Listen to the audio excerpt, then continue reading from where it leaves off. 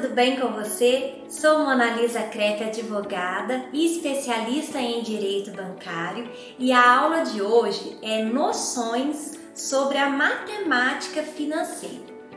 Então, a matemática financeira, ela começa pelas pessoas e pelas empresas. Então, de um lado estão as pessoas, do outro estão as empresas. Tanto as pessoas quanto as empresas, elas têm sonhos. Quais são os sonhos das pessoas? Reformar uma casa, comprar um carro, fazer uma viagem, às vezes a necessidade de fazer uma cirurgia, enfim, há muitas necessidades e muitos sonhos. E das empresas? As empresas têm necessidade de comprar um maquinário, se for uma indústria, de levantar um dinheiro para poder resolver um problema de falência. A empresa também tem os seus sonhos, investimentos para poder aumentar um prédio, uma sala, uma reforma. E o que as pessoas e as empresas têm de comum entre as necessidades? Então, entre a pessoa e a empresa, independente da pessoa e da empresa, elas têm a necessidade de dinheiro, né? Nessa necessidade de dinheiro, elas buscam quem para poder realizar os seus sonhos. Seria lindo se a gente pensasse dessa forma, né? As pessoas vão ao banco para realizar sonhos, mas na verdade elas vão ao banco para poder se endividar, né? Então, as empresas e as pessoas, para realizar os seus sonhos, elas vão até uma instituição bancária para fazer um crédito, né? Para poder ter ali um empréstimo, para poder realizar o sonho. Quando a pessoa procura o banco para poder realizar o sonho, o banco ele vai fazer uma concessão de crédito. Então, ele vai negociar com o cliente, na verdade nem é negociar, porque os bancos eles utilizam os contratos de adesão. Então, se o cliente ele precisa realizar aquele sonho, a empresa precisa realizar aquele sonho de conseguir aquele maquinário, ele precisa do dinheiro. Então, na maioria das vezes, o cliente ele só visa o sonho e o dinheiro, e ele não analisa o contrato. Então, o que o cliente faz? Ele pega o dinheiro, ao ele pactuar aquela concessão de crédito com o banco vai fazer a transferência do dinheiro para a conta do cliente. A partir do momento que o dinheiro saiu do banco, foi para lá na conta do cliente, essa transação se chama concessão de crédito. Beleza, então o dinheiro caiu lá na conta do cliente. Quando o dinheiro já está na conta do cliente, passa a começar a valer um contrato. Neste contrato, o cliente e o banco, existem lá meses para ser pago, número de parcelas, modalidade, taxa de juros, mas o cliente só pensa no valor que pegou, na quantidade de meses que vai pagar e o valor da parcela. Realmente é isso que os clientes pensam, mais nada. Vou pegar 10 mil, vou pagar em 84 parcelinhas de R$312. Pronto, eles não analisam a modalidade, a característica, a taxa de juros, se está um juros simples, se está num juro composto. O cliente ele não faz essa análise, uma vez que ele nem sabe também. Mas aí que começa a entrar a matemática financeira. Quem que faz essa análise se o juro é composto, se o juro é simples? Quem que faz esse cálculo? Porque por trás de um contrato tem um sistema do banco, e o sistema do banco ele é programado em cima de algumas tabelas. Então, estas tabelas que são as matemáticas financeiras. No ramo financeiro, no ramo matemático, existem inúmeras tabelas financeiras, que são as operações que calculam os juros, se o juro é simples, se o juro é composto. Porém, no ramo bancário existem 4 principais. Então, na matemática financeira, existem inúmeras tabelas para poder se calcular os juros simples, juros compostos. No direito bancário, os 4 famosos são o saque, o price, o Gauss e o Sacre. Eu vou explicar cada um desses para vocês. No regime da matemática financeira, existem apenas 2 regimes, que é o juros simples e os juros compostos. O que é juros simples? Juros simples é aquele que não há incidentes de juros, ou seja, cobra os juros simples uma vez só. Nos juros compostos, há incidência de juros, que é juros sobre juros. E nessa matemática financeira, por exemplo, o saque. O saque, ele é uma modalidade de juros simples. Então, o saque, a modalidade dele é juros simples. O price é juros compostos. O sacre é juros compostos. E o Gauss é os juros simples. Então, dá para você entender que os bancos têm modalidades que eles cobram os juros simples e tem modalidades que eles cobram os juros compostos, certo? Então, o que acontece? Os bancos, a maioria dos contratos são utilizados na tabela price. Sempre vai ser price ou saque. Só que o saque, ele é considerado juros simples. Mas eu vou te mostrar que na prática ele não é cobrado de forma simples. É aí que está uma das grandes irregularidades. Ler e falar que está escrito simples é uma coisa, mas fazer a matemática financeira e analisar, você vai verificar que a diferença é mínima dos juros compostos, ou seja, sempre é cobrado acima do permitido pelo Banco Central, sempre cobrado de forma abusiva. Pois bem, os empréstimos consignados, cartão de crédito, financiamento de veículos, crédito pessoal, geralmente, na maioria das vezes, são utilizados na tabela price. Então, a tabela price é juros compostos. Juros compostos são juros sobre juros. Então, é juros sobre juros.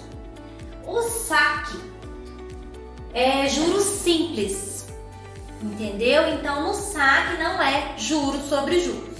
Mas eu vou citar um exemplo para você, um segredo que só você que está assistindo a minha aula vai saber a partir de agora. Vamos lá. Vamos supor que a gente consiga fazer um atendimento de um cliente que fez um empréstimo de 20 mil reais. Então, ele fez um empréstimo de 20 mil. Aqui eu coloquei os 2 contratos de 20 mil reais. Um contrato nós vamos analisar na tabela price e o outro contrato nós vamos analisar na tabela saque, que é a modalidade price, modalidade saque.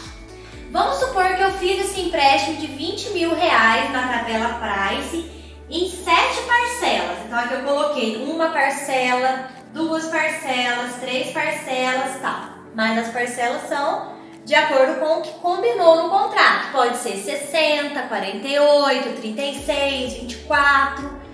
De imóveis tem parcelas de 120, 240 meses, aí vai do contrato. Na saque eu coloquei a mesma quantidade de parcelas, 7. Então cada linha dessa daqui representa uma parcela. Você percebeu que na tabela price os juros fica do lado de cá e a dívida fica do lado de cima? No saque, a dívida fica do lado de baixo e os juros fica do lado de cima. Então, o que nós vamos analisar? Na tabela price, os 20 mil reais, você irá, vou mudar de cor aqui para poder destacar melhor. Você irá pagar na primeira parcela. Então, vamos começar a analisar aqui na primeira parcela, na tabela price. Nós vamos pagar mais juros na primeira parcela. Tá vendo essa fração aqui, ó? Tá dando para vocês enxergar essa pontinha? Essa pontinha aqui, ela é correspondente a dívidas. A dívidas é o valor que o cliente pegou dos 20 mil. Então, na tabela Price, inicialmente o cliente ele começa pagando mais juros e menos amortização. Na tabela saque, o cliente, aqui é a primeira parcela. Aqui está o valor da dívida e aqui está o valor do juro. Tá vendo a fração dos juros aqui, Deu para entender? Na tabela saque, o cliente ele paga menos juros na primeira parcela e amortiza mais. Olha quantos que o cliente amortiza na tabela saque. E olha o tanto que o cliente amortiza na tabela Price. Vamos supor que você é o cliente. Qual que é a primeira coisa que você deve estar pensando aí? Nossa, mas a tabela saque é muito mais vantajosa. Olha quanto que amortizou da dívida para o cliente. Nossa, a tabela Price é um juro muito abusivo. Olha quanto de juro que descontou na primeira parcela. Isto é marketing do banco. Quando o gerente te oferece um empréstimo e mostra para você as primeiras parcelas, ou quando você é um advogado que não entende direito bancário, acha que entende e vai analisar as parcelas, você não vai encontrar irregularidades. Só que eu vou te mostrar o segredo para você que está assistindo essa aula. O que acontece? Nós analisamos a primeira parcela. Vamos analisar as últimas parcelas? Na tabela Price, a parcela quinta, vamos analisar a quinta parcela. Eu paguei de juros uma quantidade já menor. Tá vendo que os juros aqui diminuiu? Na tabela saque, na quinta parcela, eu já estou pagando os juros maior. Olha a diferença. Como aumentou os juros aqui, como diminuiu aqui. Só que na tabela saque, a dívida ela começou sendo amortizada maior na primeira parcela, mas aqui a dívida ela diminuiu. Ou seja, não é que a dívida diminuiu, o valor de amortização da dívida foi menor aqui. Na tabela Price, aqui o valor da dívida foi maior. E os juros aqui foi menor. Vamos analisar agora a última parcela desse exemplo? Na última parcela da tabela Price, lembra que a tabela Price começa cobrando um juro maior lá no início? Olha aqui o juro que a tabela Price cobra no final. Olha agora onde que vai começar a amortizar o empréstimo consignado ou crédito pessoal desses 20 mil que nós fizemos na tabela Price. Então, na tabela Price, ela começa cobrando mais juros e termina amortizando mais dívidas. Então, no saque, ela começa amortizando mais a dívida, mas na última parcela, olha o tamanho dos juros. Olha a dívida. Por que aqui a dívida já é menor? Porque ele já amortizou as dívidas lá nas primeiras parcelas. Ela vai diminuindo e os juros vai aumentando. E na tabela Price, primeiro os bancos cobram os juros, e no final que começa a amortizar a dívida. Mas aí agora você analisa, você deve pensar assim, mas é a mesma coisa. Sim, quase a mesma coisa. O banco, ele faz de primeiro momento uma impressão aqui, ele faz uma maquiagem, ele engana o consumidor, ele engana quem está analisando e engana o juiz que não entende desse gráfico. Por isso que você, como advogado bancário, tem que entender cálculo, tem que entender gráfico para você poder aprender a explicar isso daqui. Até numa sustentação oral, na sua instrução, na sua audiência, na sua petição inicial, você tem que demonstrar isso daqui para o juiz. Então, o que acontece? Esse empréstimo de 20 mil, vamos colocar agora, a gente vai pegar a calculadora e vamos somar quanto que deu no final na tabela Price. Então, na tabela Price, o cliente que fez o empréstimo de 20 mil reais, ele vai pagar 50 mil no final. Na tabela saque, na modalidade saque, o cliente que fez o empréstimo de 20 mil reais, ele vai pagar 49 mil reais ao final. Aí você que já sabe agora que a tabela Price é juros compostos, juros sobre juros, e que a tabela saque é juros simples, você deve estar pensando, mas por que será que deu diferença só de R$1.000? Porque se juros sobre juros é o dobro, né, podemos entender dessa forma, então seria uma diferença muito maior. Então, parabéns! Se você analisou dessa forma, você já aprendeu um pouco sobre a diferença de price e saque. O que acontece? Você entendeu que na tabela saque a dívida ela é do mesmo tanto da tabela price? Logicamente, né? Porque pegou R$20.000. Mas e os juros? Os juros do saque foi o mesmo juros, quase o mesmo juros da tabela price. Deu uma diferença só de R$1.000 aqui nesse meu exemplo. Por quê? Para não ser totalmente igual, o banco ele tenta maquiar, ele tenta enganar o consumidor, o poder judiciário, as pessoas que entendem, pelo menos que acha que entende de direito bancário, que quem faz empréstimo no saque vai pagar muito menos, porque a pessoa ela analisa a primeira parcela, ó, os juros, ó o jurinho da primeira parcela, mas a pessoa não analisa os juros da última parcela. E olha na price, olha o juro da primeira parcela, mas olha o tamanho do juro da última parcela. É praticamente a mesma coisa. É como se eu pegasse essa folha aqui é a tabela price, e virasse ela de cabeça para baixo. Aqui é a tabela saque. O banco ele só inverte a ordem para poder enganar, né? Enganar. Mas, tudo bem, você não vai entrar com uma ação para reclamar R$1.000 que a tabela saque ela tá igual à tabela price. Não vai. Você que entende de direito bancário, está fazendo essas aulas e esse curso, você vai aprender que, além das duas tabelas, elas têm de estar de acordo com o Banco Central, que é aqui, ó. Então, se nós entrarmos lá no sistema do Banco Central, analisar a data que foi feito esse contrato, a modalidade que é empréstimo consignado nesse nosso exemplo, e for calcular com a taxa média da data, do mês e do ano contratado, que o Banco Central diariamente tem lá a tabela de acordo com o dia que os bancos podem cobrar de acordo com aquela tabela. Você vai ter a seguinte conta, que esse empréstimo de R$20.000, de acordo com o Banco Central, o cliente iria pagar R$35.000 ao final do contrato.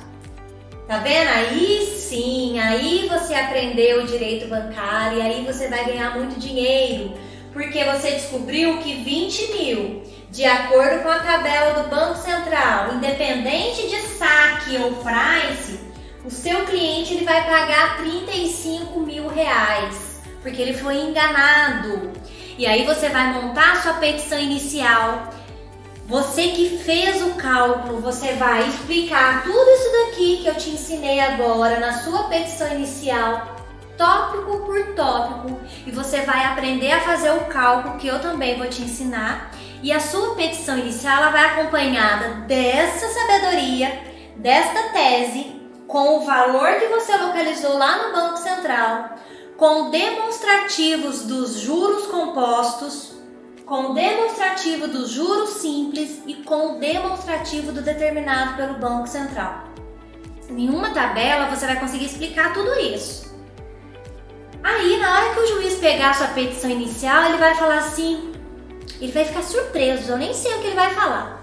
Ele vai ficar impressionado porque você aprendeu, você está levando para ele um material mastigadinho, aonde ele não vai ter dúvidas, aonde não vai precisar de um perito, porque os escritórios de advocacia que contratam um perito para fazer o cálculo, às vezes ele pode ter êxito, às vezes ele pode ter procedência na ação por sorte ou porque o erro está muito horroroso mesmo. Mas o advogado que está preparado e faz o seu próprio cálculo, sua própria petição, ele faz com que todos os seus processos se tornem procedentes, porque você entende do que você está fazendo, você vai distribuir um processo sabendo, explicando aonde está o erro, tá?